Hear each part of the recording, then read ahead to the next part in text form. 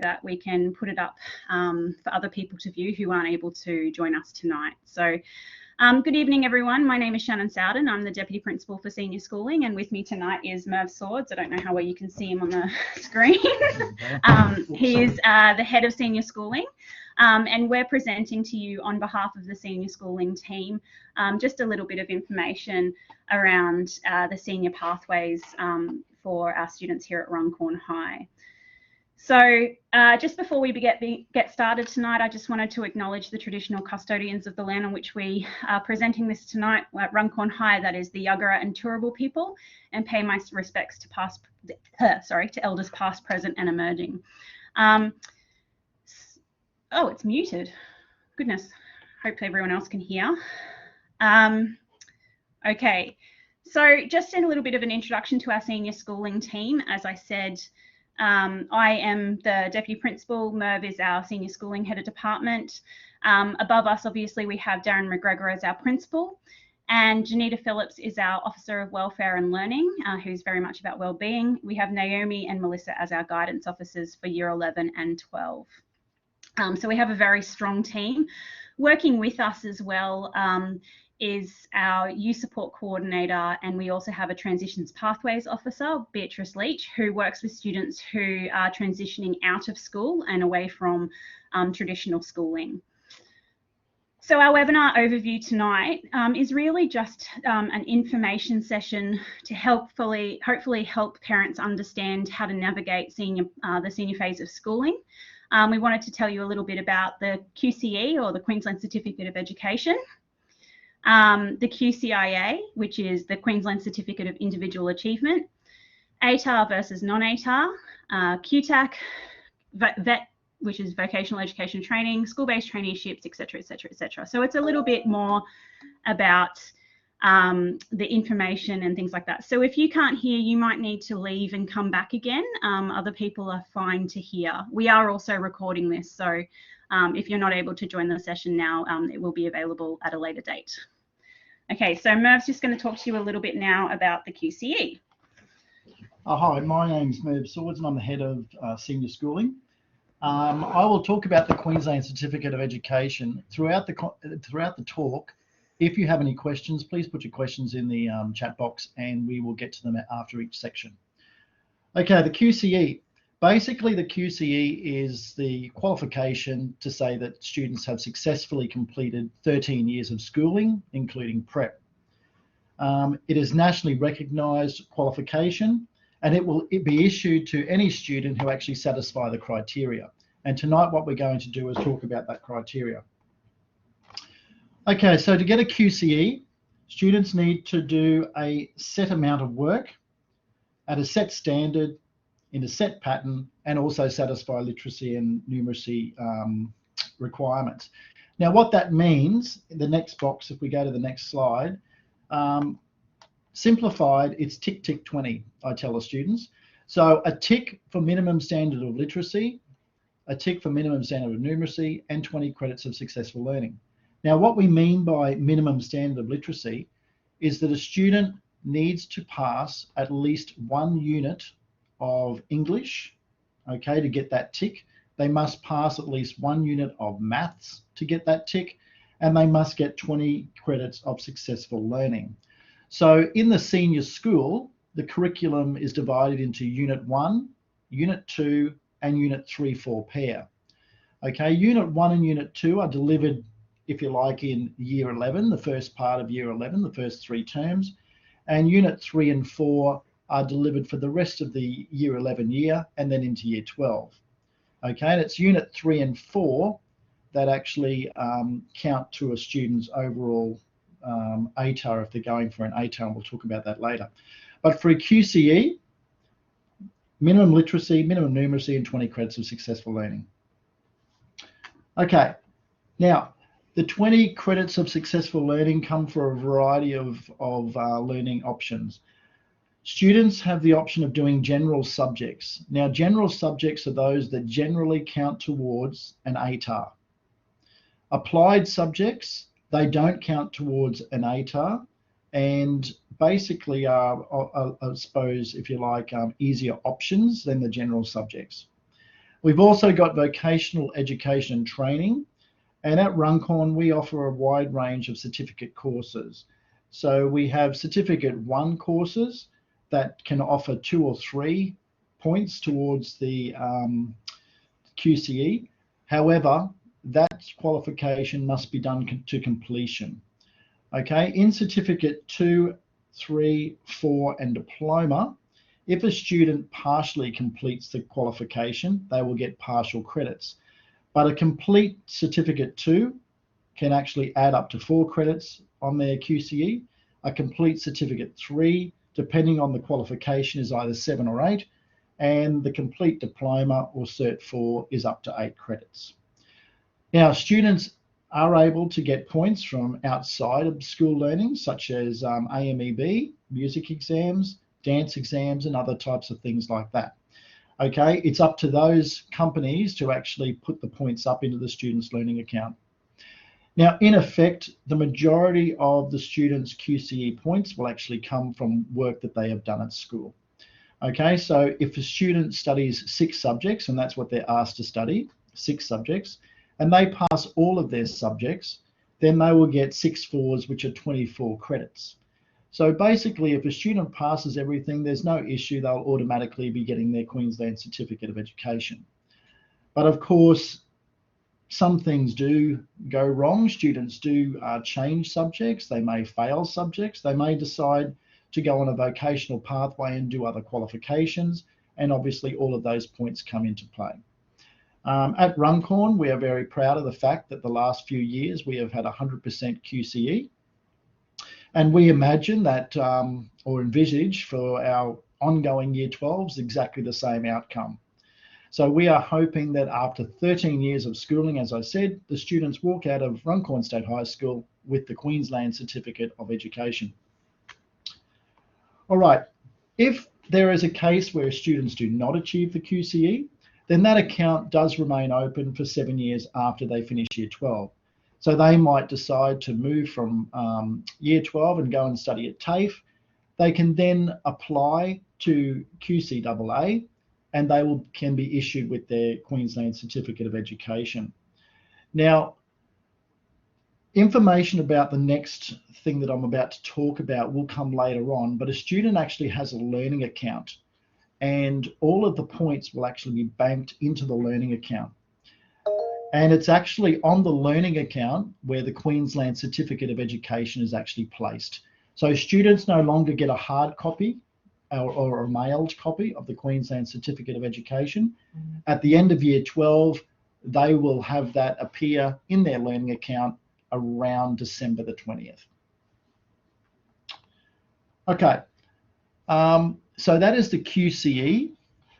As I said, basically it comes down to TIC 20. So TIC for literacy, so pass at least 1 unit of English. TIC for numeracy, pass at least 1 unit of maths, and then 20 credits of successful learning from a variety of areas. All right, the next thing we're going to talk about is the QCIA. All right, the QCIA basically is a Queensland Certificate of Individual Achievement, and this is not the QCE. The QCE, it's equivalent to the QCE, okay, but this is for students who are on an individualized learning program. Okay, so if a student has been verified and they need to access substantial or extensive levels of adjustment, then they can qualify for the QCIA. And if that is the case, then the case manager from the SEU unit will actually discuss that with the parents and guardians. All right, so if you have any questions regarding the Queensland Certificate of Education, we'll just give you, say, a minute or so just to type them in. Yeah, any questions about that? Just thumbs up if you're okay. Yeah. You understand that? We're not getting many responses. No, thumbs up. We're good. Yep. Just takes a bit of time, that's all.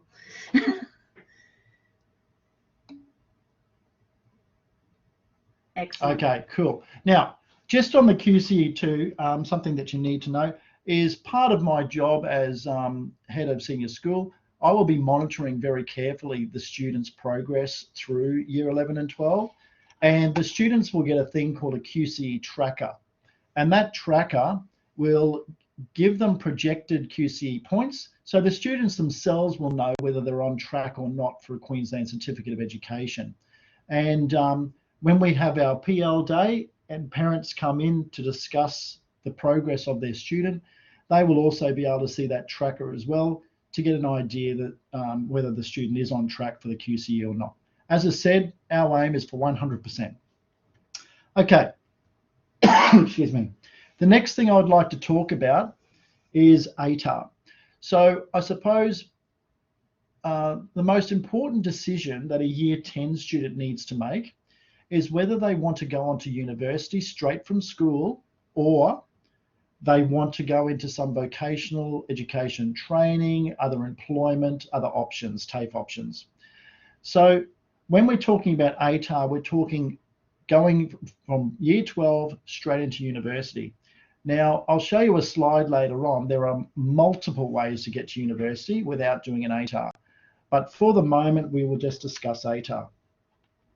Okay, now, for an ATAR, a student has to do 5 general subjects, or 5 general subjects plus a certificate 3, or 5 general subjects and an applied subject. Now at Runcorn, we have made the decision that we would prefer our students to choose 5 general subjects at least. So students will pick 6 subjects in total, and we suggest for students who are ATAR eligible that they need to choose at least 5 general subjects. Now, the reason for that is the general subjects perform a lot better in scaling than a certificate 3 or a applied subject does. So it's in the student's best interest, if they want the best ATAR possible, to actually choose 5 general subjects. Okay, an ATAR, as the slide says there, is the Australian Tertiary Admission Rank. And as I said before, it's used for direct tertiary administration. Okay, now it's actually calculated by QTAC, Queensland Tertiary Admission Centre, and it's actually owned by them as well. So a student, when they receive their QTAC, their ATAR by QTAC, that score does not actually come to the school unless the student has nominated that the school can actually have a copy of that value. Okay, now with the value, the highest value for an ATAR is 99.95, and the lowest is down to 30, under 30. Okay, now it does say on the screen down to 0.00. That is true, that is the case, except if a student does get an ATAR less than 30, it'll just appear as less than 30. Now, in reality, an ATAR of around 65 and above is a useful ATAR. Okay, obviously the higher the value, the better. All right, but anything below 65, there are very, very few university courses that a student can get into. So what we do at Runcorn is we give students ATAR predictions, and as they go through year 11 and year 12, they will get an idea of how they're progressing and what their predicted ATAR is, and then we can have a look at possible university courses for them or alternate pathways if that is necessary. Okay, now with an ATAR also, a student must satisfactorily complete an English subject, and that does not have to be English. It can be English Essential as well, okay, but they must satisfactorily complete an English subject. Now, if a student fails English right at the very end, then unfortunately the ATAR will not be produced. Okay, and we have had a case in the past where that was the case. Okay, a student went all the way through, and right at the very last second when they did the external exam, they didn't get enough for that and therefore did not receive an ATAR. So passing English or English Essential or literature obviously is going to be essential. Okay, The English does not have to count as their best 5 subjects for an ATAR. As I said, they could even do English Essential and still get an ATAR as long as they all the other subjects were general. All right, and we've talked about too the VET Certificate 3s and the applied.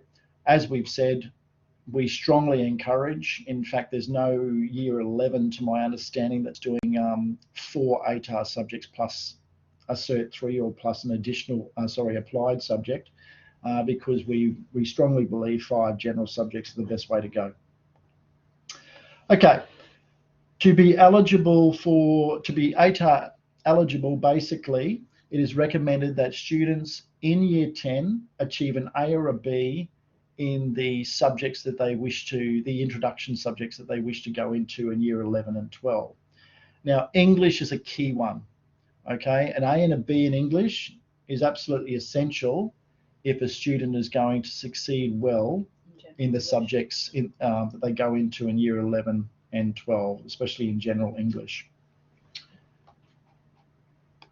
All right, now, just talking general subjects for the moment, so the ones that we recommend for ATAR that you need at least 5 of. There are going to be 4 pieces of assessment that count towards their overall result. 3 of those are school-based pieces of assessment and 1 is the external exam. Now, for maths and science, the external exam makes up 50% of a student's overall result. All of the other subjects, the external exam is 25%. Obviously, the external exams, the school has and teachers have no idea of what is going to be in that exam. And we only sort of obviously find out about that on the day of the exam, and that gets done right at the very end of year 12. Now, with our school-based assessments, that passes quite a rigorous process, and all of our school-based assessments have to be approved before we actually hand them out. So it basically evens it up across the state. Students will receive a numerical value out of 100 and also an A to E final result for that subject. Okay, now with scaling, okay, subjects will be scaled. However, the scaling has changed from year to year, so we can't predict really how a subject scales. We can look at the past 2 years of history, okay, but obviously the ATAR in Queensland is a very new process, and the scaling has not been easily predictable. So with the ATAR prediction that we give the students, scaling is taken into account when they receive that value. All right, and if the student does do an applied subject, they will actually have 4 internal assessments, and as I said, those ones we don't recommend for an ATAR eligible student. Applied subjects also are rated an A through to E. Okay, so if anybody has any specific questions around ATAR, can you please put them in the chat box or put a thumbs up if everything's okay so far.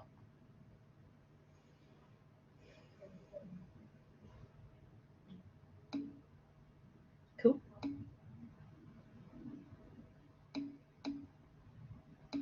Okay, cool. So in summary, all year 10 students will be given a senior schooling handbook. The handbook clearly outlines general subjects and applied subjects and VET subjects. If you are wanting an ATAR or your student wants an ATAR, then you will need to look at the general subject selection and then choose from those. And we strongly recommend at least 5 general subjects. So the A or a B in English in year 10 is to ensure that there's ATAR eligibility. So that's recommended. The reason that we do that is to make sure that the students have the literacy skill to be able to sit the external exams and actually be able to succeed well in the general ATAR subjects.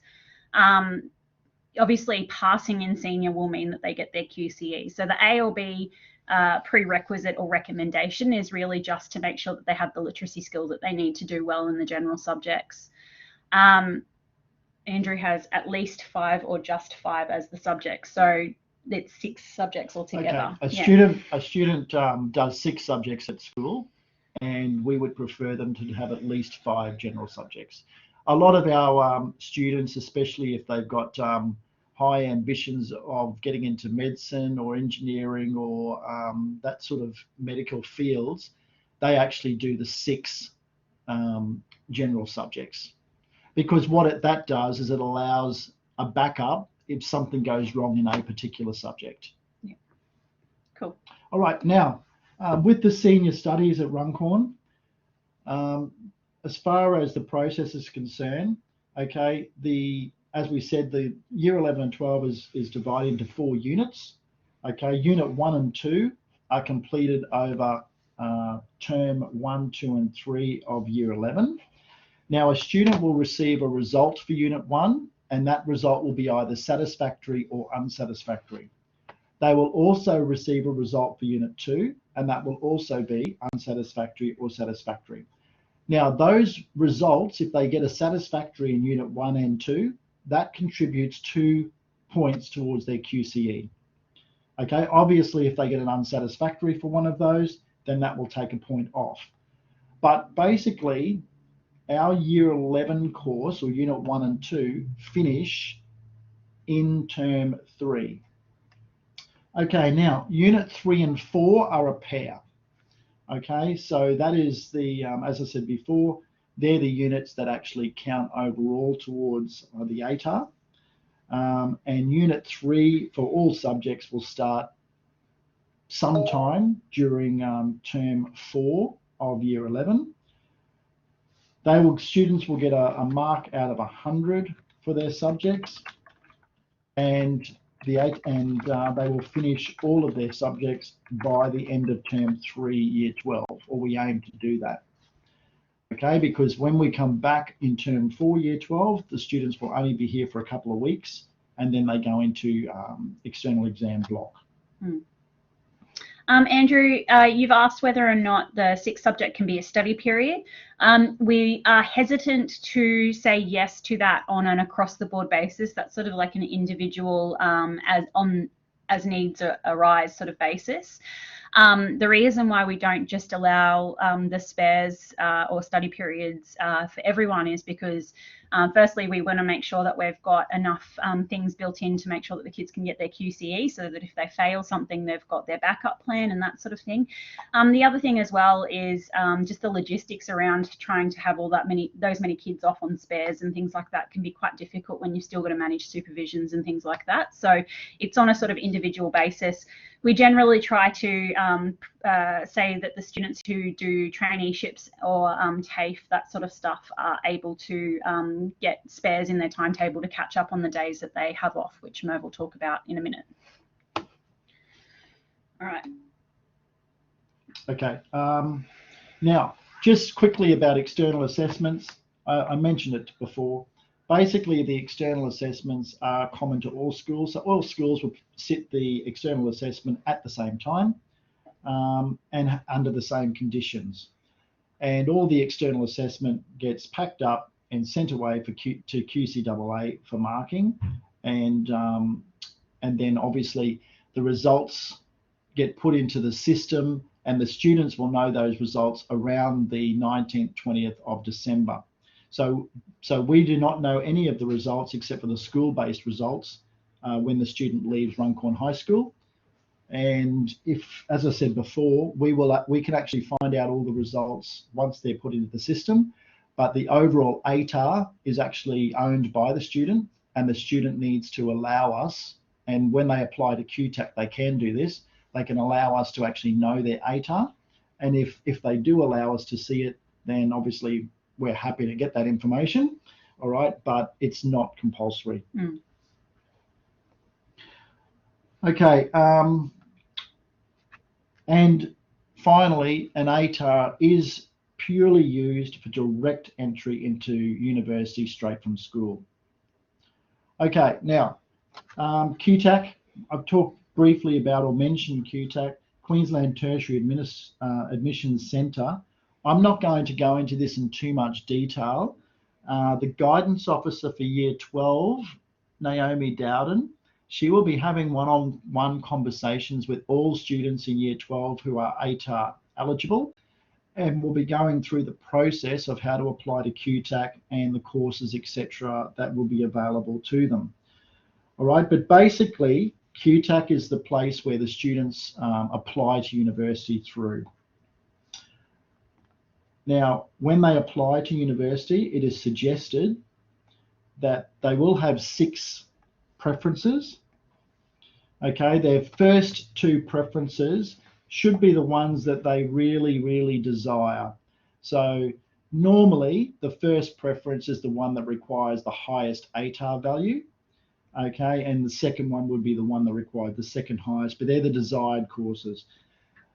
Preference 3 and 4, they're the backup courses, generally we try to call them. So if they don't get the ATAR high enough for the first 2, then if there's an option, okay, that they're happy with, and they put in 3 and 4. And basically the 5th and 6th one are courses that get them into university, but they may want to change once they start university or do a semester of university. So university, when students go there, they are able to change their courses if their grade point average is high enough. And obviously they can eventually get to the course that they really, really desire, but the 5th and 6th one get their foot into the door. Now, any student who is also applying for a diploma through TAFE also needs to apply to QTAC. So Naomi will be discussing all of this with all of the students. So it's not just for students who want to go into university, it's also students who want to go through the TAFE system as well. Okay, now we put on the slide more information. If you click on those links or type those links in your web browser, you can find out more information on QTAC.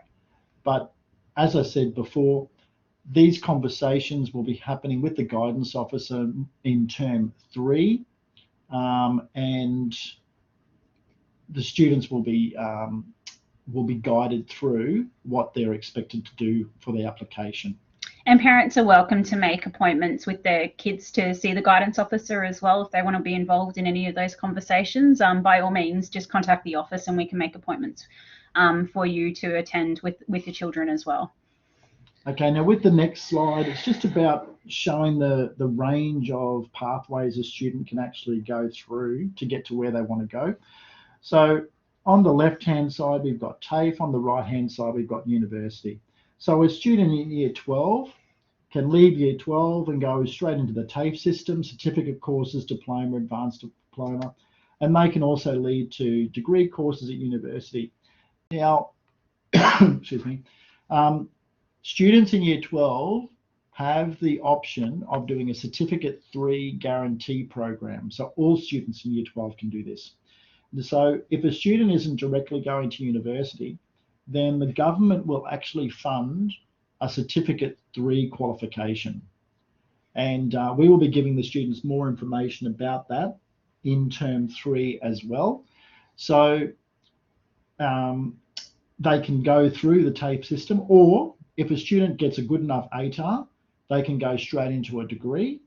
If they don't, they might want to start a diploma, okay, and then go to the degree, or an advanced diploma and then go to the degree. So there's a whole range of pathways.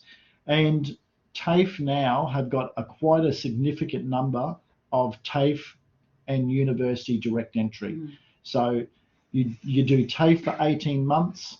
The university gives you a year's credit generally for the TAFE that you've done, and then you just finish off the rest of the course at university. So there's lots of pathways available. ATAR is one way of getting into university, but there's lots of other ways if you really, really are desiring that pathway. Any questions on university entrance or anything like that before we move on?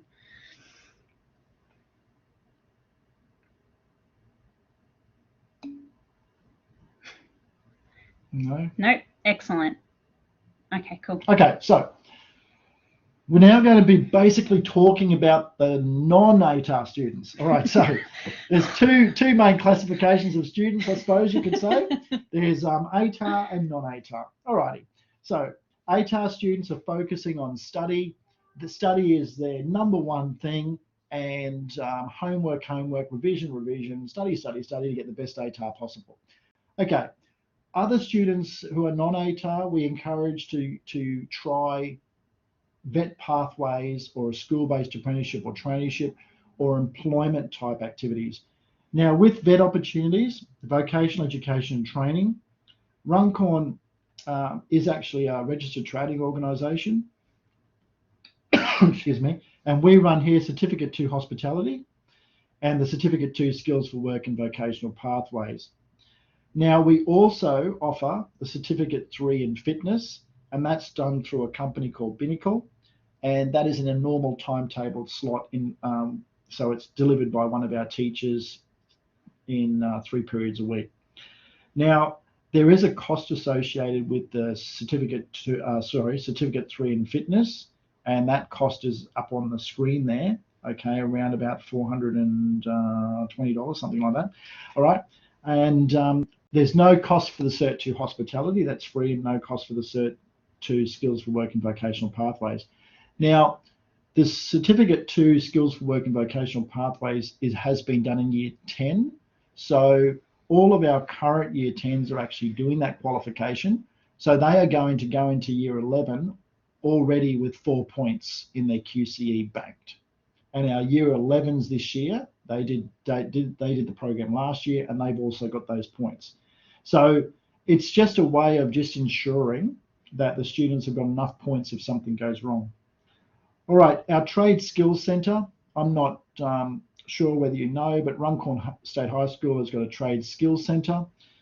It's predominantly engineering focused, but we are using the facility for a wide range of different courses now. So we have the Runcorn Health Academy, which is the Certificate 2 in Health Services, and we run that through Axiom in conjunction with Axiom College. Now, all of these programs are 1 day a week, 1 full day a week for the Trade Skills Centre. The Certificate 2 Health Services are for students who are interested in perhaps nursing or aged care, or within the health industry. Certificate 2 in Electrotechnology, that's the Career Start program for electricians, and it is run in conjunction with Skills Tech. The Certificate 2 in Logistics, that's warehousing. Okay, so if a student wants to gain some skills in working in a warehouse, okay, then the Certificate 2 Logistics has been a very popular course. Next semester, we're running the Certificate 1 in Construction. So students who are interested in the building area. Okay, building and construction is obviously a massive employability area. So is health and warehousing. So we're sort of honing in on areas that have got a lot of growth as far as employment's concerned. Okay, the other thing we do run as well at the moment is the Diploma of Business. Now, the Diploma of Business is quite popular for students who are ATAR eligible and believe that their ATAR may not get them into university, okay, because the Diploma of Business can count as entrance to some universities. Now, obviously, from year to year, that information changes, okay, but the Diploma of Business will be equivalent of around 82, 83 ATAR, which can get students into a broad range of university courses. So we have quite a significant number of students, around 25 students at the moment, who are doing a Diploma of Business, as if you like a backup plan, maybe you could call it, just in case they don't get the ATAR required. Some of the regional universities are also giving an equivalent for the diploma in the 90s. So, yeah.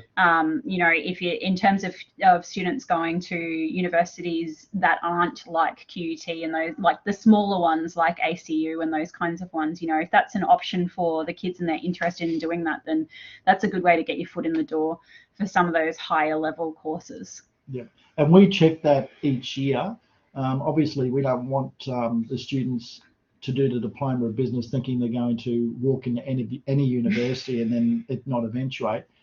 University of Queensland, for example, does not accept it at all. So currently Griffith University and QUT are still, but other universities, like Shannon said, the smaller universities definitely are as well. Okay, TAFE courses. We have a large number of students who go off campus 1 day a week and study at predominantly TAFE. That's why it's called TAFE courses. TAFE Queensland Brisbane, South Bank campus, and also the Logan Lee campus are quite popular. And for tradespeople, TAFE Queensland Skills Tech. So, for example, if a student wants to be a plumber or a tiler or furniture maker or something like that, some sort of trade orientated thing, we will try to link them up with TAFE Queensland Skills Tech, and they'll apply to that, and they will go there 1 day a week at Acacia Ridge. If students are interested in IT, fashion, other things that we actually don't offer here as far as qualifications are concerned, then we will send them to TAFE Queensland Brisbane, and that's normally at the South Bank campus. All of those courses do contribute to the Queensland Certificate of Education, and some of the courses are either fully or partially funded by the government. However, some of the courses are not funded at all. For example, I had a student come in and see me today, and they were interested in doing the Certificate 3 Screen and Media. That course would cost $2,600. Now, obviously at school, that's a pretty cheap price compared to whether you're out of school trying to do it. But the government will only fund courses where there are quite significant jobs available. All right, and most for year 10s, well, actually I send emails out for the students all the time as far as TAFE courses are concerned, but TAFE do a large nomination process around the end of term 3. So I will send an email to all of the year 10 and 11 students for TAFE nominations, and they will go through that process then. But we have approximately 80 to 90 students who are going 1 day a week off campus to TAFE. All right, school-based apprenticeships and traineeships, these are slightly different. Okay, these have paid employment as well. So a student can actually gain a qualification and also be paid for part-time work. Most of these, though, are around the hospitality, childcare area. We're trying to develop a really close relationship with our local childcare centres to try to get more and more of our students employed in childcare. So they would do the Certificate 3 in childcare, and they will also get paid the 1 day a week for working. Now, with hospitality is really easy to get a job in as far as a traineeship is concerned. There's either front of house or back of house. So front of house is customer service, back of house is food preparation. And there are a wide range of companies who offer traineeships to students. So the students will get the Certificate 3 in hospitality, and they will also be paid their 1 day a week from school, and then most of those also have weekend work. Another one that I'll talk about just quickly too, just in case any of your students are into swimming, okay? The Runcorn pool is actually built on site, and we have a lot of students who do traineeships with the Runcorn pool, and some of them actually keep that after they finish their traineeship at school. They actually work at the pool part-time. In fact, one of our ex-students is now the manager of that facility, and they love it as part-time work because they do get paid in excess of $30 an hour apparently, so they like the money as well. We're in the wrong industry. Yeah. So basically there are a wide range of opportunities. Now, if a student wants to do a trade though, this is a bit harder to get into with a school-based apprenticeship, because the school-based apprenticeships are 1 day a week, and obviously if you're building a home on 1 day, okay, you won't see the end product for a while. So one day a week, sort of a little bit disjointed. But we say that any of the students who are interested in trades, they need to have a driver's license. So it's very important that as soon as they get their learners, to get their 100 hours up within that year and get a driver's license, because unfortunately they're unemployable unless they have it. We have a very close relationship with East Coast Apprenticeships, and they offer a lot of our Year 12s apprenticeships opportunities. But if the students don't have a license, then obviously those students can't. One of the key things is they must have that license. Any students who are interested in trades, we tend to want to put them in a TAFE course or in our trade skills centre for Year 11, Year 12, and then try to focus towards the end of Year 12 and trying to move them into some sort of employment. Hairdressing and commercial cookery, okay, relatively easy to get into. Having said that too, if a student wants to get involved in a trade and actually know somebody who's willing to give them a go, it's who you know, basically. When can kids start traineeships? Who's got a student can start a traineeship in Year 10, basically. Yeah, the other thing with traineeships as well to be aware of, obviously when the when the students go out into these school-based traineeships and apprenticeships, they are representing our school community and our school. And if they behave poorly in these, then that can then mess with opportunities that future students might have.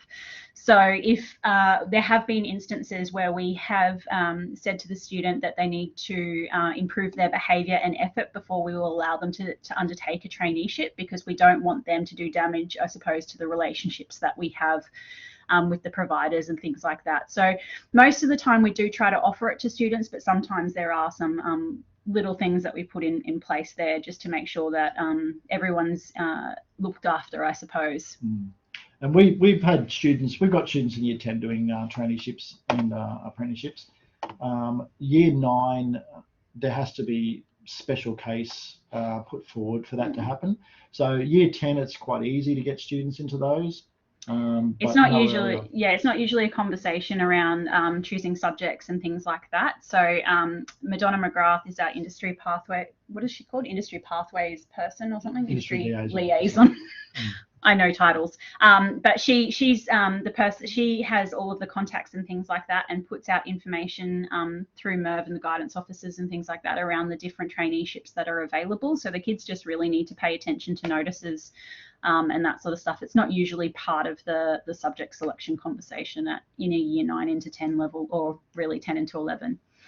But we're happy to, if anybody has specific questions or regarding school-based traineeships and apprenticeships, or need to know, links, etc., then please email us and we'll get back to you about it. Yep. Okay. Next. Okay. So options after Year 12, we're talking now. So there's a wide range of options after Year 12. Now, towards the end of Year 12, we have our Year 13 day. And what we try to do is get all the information from our Year 12s, contact numbers and email addresses, etc. Because once they leave us, their email accounts are closed and we don't have their mobile numbers, and it's hard for us to get in contact with them ever again. So if we have opportunities that come up, we've got that information in a database now, and we contact the students and give them the information or the heads up for those jobs. So options after Year 12, basically a student can go to university, and that might be local, regional, interstate or overseas. They can go to TAFE. They can study at private providers as well, because TAFE is a registered training organisation, but there's obviously lots of other registered training organisations. They can get involved in specialist programs. We do have the Defence Force come out on our career day to talk to the students as well.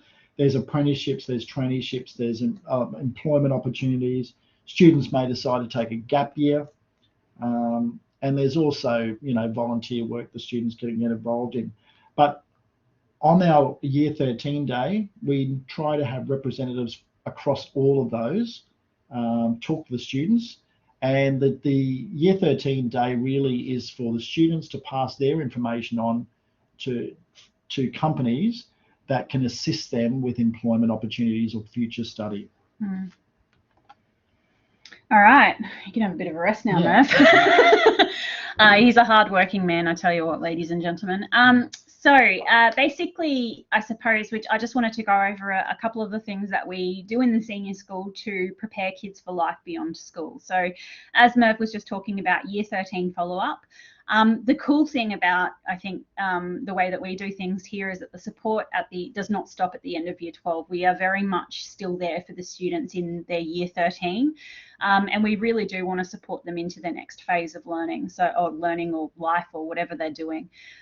So, you know, if it comes to that point and your child is not engaging and is just sort of sitting on their bum or whatever, by all means get in touch with the school and we can see what we can do in terms of contacts that we might have, or you know, trying to get them into their next step, because the last thing that we want is for them to do all of this hard work and then just sit there for a little while. So the other thing that we're working on at the moment is financial literacy, recognising that you know, the kids actually probably need to learn about things like superannuation and tax and that sort of stuff.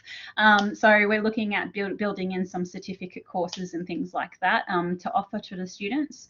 Obviously, we work with the students on study skills and habits to prepare them for tertiary study, and we work with the universities and things like that around that. We like the kids to commence their VET and if not complete qualifications, because they are nationally registered and acknowledged qualifications, which makes them workforce ready. And as Merv said just then before as well, the Year 13 day, which is really about making sure that we have their information, their contact details, but also having, you know, employers and other people there that they can make contact with. And just down the bottom there, 21st century skills. The hardest thing about our jobs at the moment is that we're preparing for students for jobs that don't even exist yet. So the nature of the world is that, you know, the workforce is changing quite significantly. You look at just what happened with the pandemic and the move to remote working and things like that. So we have to prepare students with skills like creativity and collaboration and all of those sorts of stuff. So we really try to work with the 21st century skills around ICT, you know, communication, cooperation, all of that sort of stuff, where we know that they need to be team players moving into the next phase of their lives. Okay, so obviously, what do we do to prepare the kids for senior schooling? As a former transition deputy principal, I can tell you that we do quite a bit. So a lot of this happens primarily in Year 10, but it is touched on a little bit earlier. So in Year 10, the wellbeing or the ELT lessons, they cover career investigation and introduction to senior schooling and subject selection for 2023. So in term 3 will be the personalised learning day, which is where everyone does their subject selections and things like that. So Year 10 for term 1 and 2 is really around making sure that they're preparing students for those conversations, because what they actually do in the Year 10 subject selection is what's called a set plan. And that's really looking at figuring out what the student's pathway is and planning subjects that can get them to where they need to be and support them along the way. So it's really important that we have these conversations with students. Now, when I talk to students about what their next step after Year 12 is, I always express that I don't expect that they need to know what they're doing for the rest of their lives. No one expects that of a 16 or 17-year-old, and if we are expecting that, then we're expecting too much. What we do need, though, is to stress to them that they need to have a plan for the next step. What are they doing next after school? For some of them, that is that they want to have a gap year, and that is a totally valid thing to want to have after 13 years of schooling. However, if they are going to do a gap year, they need to plan what's going to happen next after that gap year. If they're only looking at the gap year and they're not planning beyond that, then we've got some issues, okay? So we need to start to really look at what their pathway is. So the senior pathway planning does start in Year 10 when they start to undertake introductory senior subjects. So we've just actually rejigged our entire Year 10 curriculum. Last year it started, and we started introductory subjects to prepare students for what they might come across in senior. Reasoning being that sometimes students choose subjects that they don't actually know much about, and they think it's going to be something that is completely different, and therefore they have a whole heap of subject changes. And then that then can obviously have flow-on effects to messing with their ability to get their QCE and things like that. So we'd rather them try it in year 10, figure out that it's not for them, and then try something else so that they're not messing with their senior schooling. Now, on the personalised learning day in term 3, when you do the set plan, it's really important that both parents and students are there for that meeting. It is important that both parties or all parties are involved in that conversation. Obviously, we need to make sure that the parents are informed, but the kids need to have a say, obviously, because it is their life we're talking about, and the teacher there being the professional that's got the information in front of them. When we're talking about set planning, it really does help them to think about what their education, training and career goals are going to be, because ultimately we just talk about career. Okay, so the university is their step to get to their career. You know, the vet is their step to get to their career. What is it that they're trying to do in their future life that we're trying to prepare them for? Okay, so we also, during the set plan process, will look at their results in their subjects from previous years, and have a conversation about their ability levels and what we think the right pathway is for them. At that point in time, if they haven't met the prerequisites, you might find that students are put into an applied pathway because it's sort of what they're capable of at that point in time. We still do allow students to change to an ATAR pathway if they've been able to lift their results before the end of year 10, but that's a lot of hard work in a very short amount of time.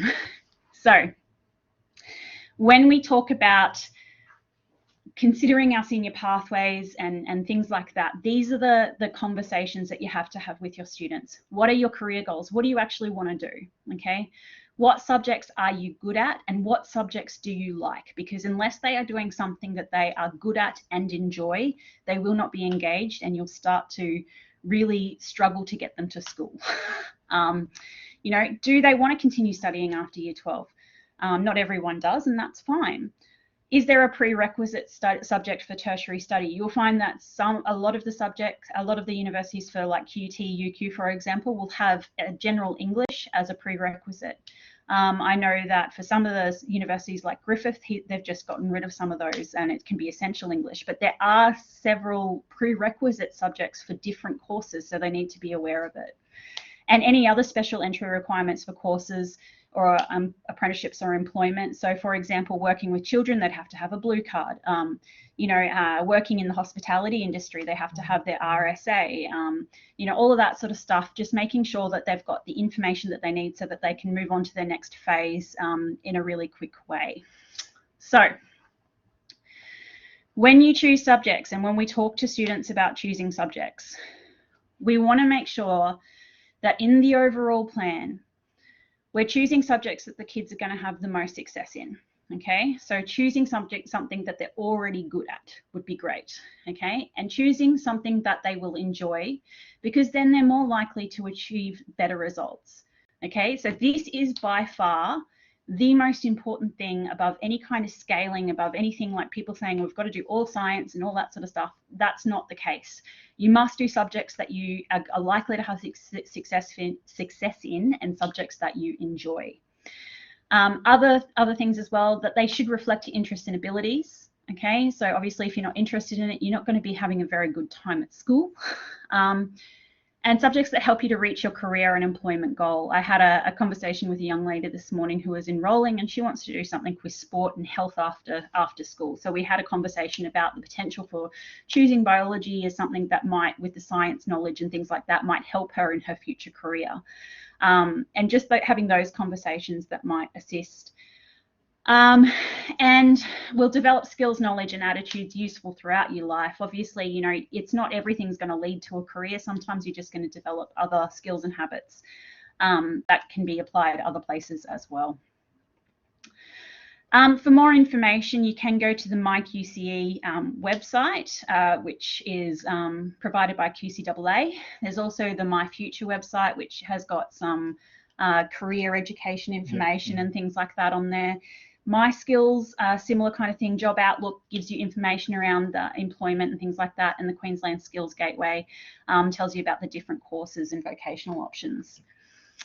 So as I said, set planning interviews for year 10 will happen on personalised learning day. This is also the day that we do all other subjects, subject choices. So all year levels will be doing their subject selections on that day. School will be closed down. It's Tuesday, the 26th of July.